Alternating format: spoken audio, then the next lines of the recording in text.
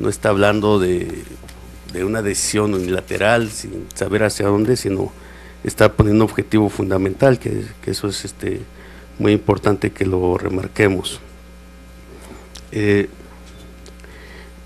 Entiendo también, porque se ha dado se dieron discusiones en los equipos técnicos de esta comisión, que existe una interpretación diferente respecto al concepto de coto vedado, es decir, en qué circunstancias puede o no debe, o qué derechos humanos no deben de tocarse en una restricción de este tipo. Choca con una interpretación muy ortodoxa, muy, ¿cómo podría decirle? Pues sí, ortodoxa, del derecho mexicano, en el que la mayoría creemos que todo tiene que estar codificado, que todas las definiciones en el derecho mexicano debe estar en alguna ley, en algún código, y a veces se interpreta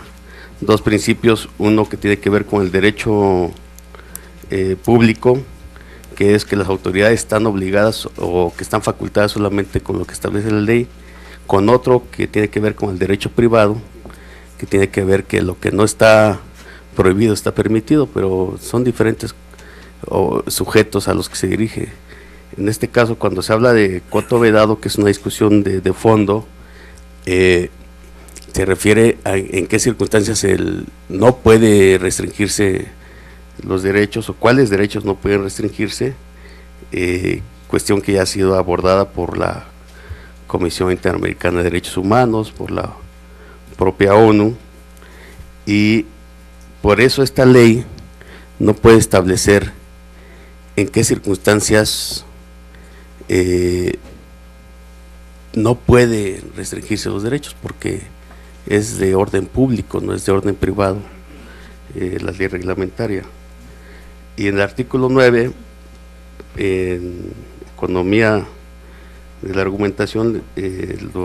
nos referíamos a ello, establece cuáles son los criterios que deben de seguirse para definir en qué circunstancias pueden restringirse o no estos derechos.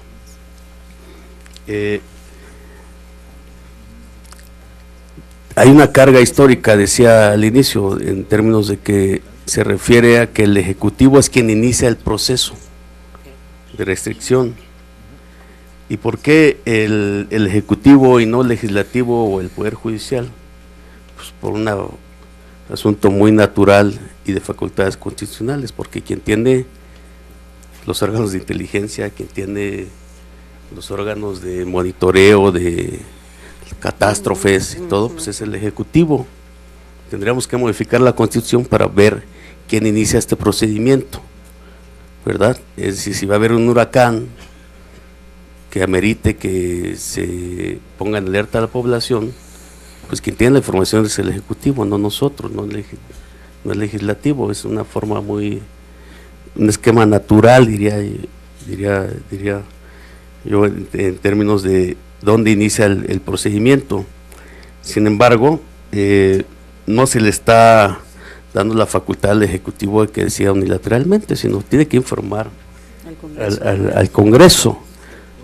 ¿verdad? Al Congreso tiene que informarle, sí, y tiene un plazo, no es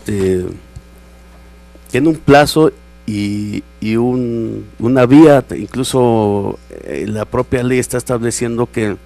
por medios nacionales, etcétera. Pero será el Congreso quien se convoque inmediatamente, aunque estemos en receso, pues la permanente tendrá que convocar al Congreso, y eso es importante, es lo que hemos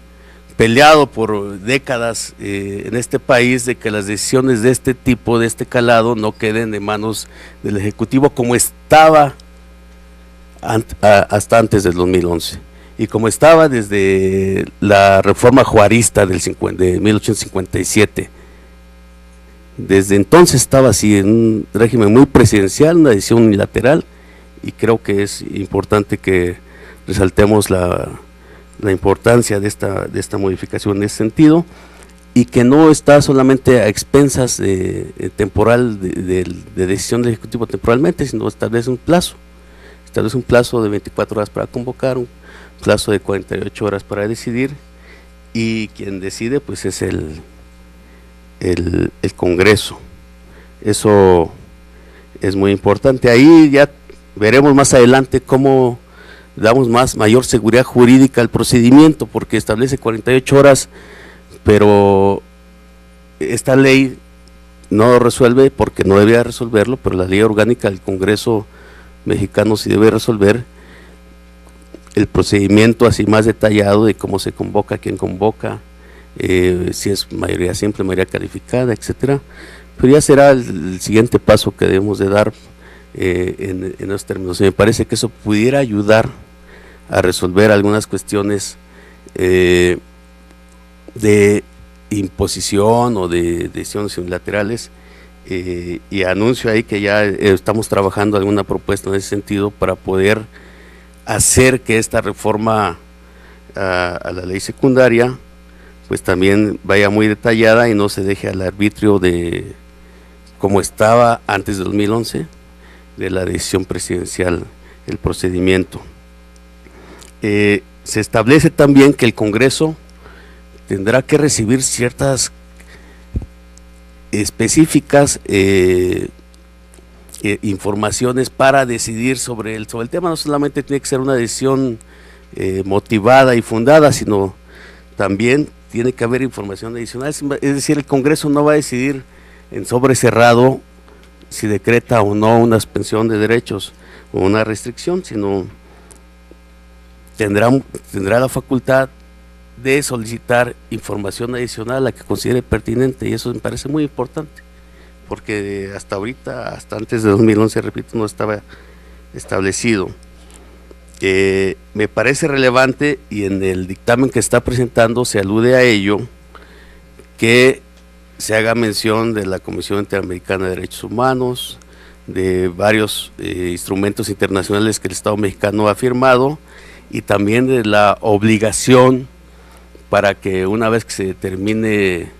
la restricción de derechos, se informe a la Organización de Estados Americanos y a la ONU, que eso está establecido en los instrumentos internacionales. Eso es muy importante, es un requisito que está establecido en la ley, y además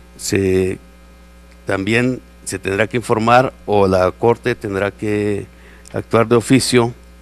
sobre el decreto que emita el Congreso, una estación extrema de este tipo. Entonces, me parece que está cubierta los tres ámbitos: el ejecutivo, el legislativo y el judicial, y hay una intervención del Estado en este tema, y hay una participación que podría llamarse, aquí se define, de control parlamentario. La actuación del Congreso es fundamental en una restricción o acotamiento de derechos, y deja abierto, por lo que se ha platicado en las comisiones técnicas, la posibilidad de que mediante varios criterios de interpretación, la proporcionalidad, la racionalidad, los alcances tanto territoriales como de la esfera de derechos humanos, se discutan en este Congreso, y por ello es que en nuestro grupo parlamentario estamos en pro de la propuesta que nos está presentando, no solamente porque fueron senadores en su momento quienes iniciaron en el 2013, presentaron una propuesta de ley reglamentaria, también pues, la presentó el Ejecutivo, y hay opinión de otros grupos en el Senado, como hoy se está recogiendo la de la Cámara de Diputados, sino porque creemos que cubre la esfera de participación de los poderes del Estado. Por eso es que vamos a votar en pro del proyecto. Diputados PRD, más cerca de ti.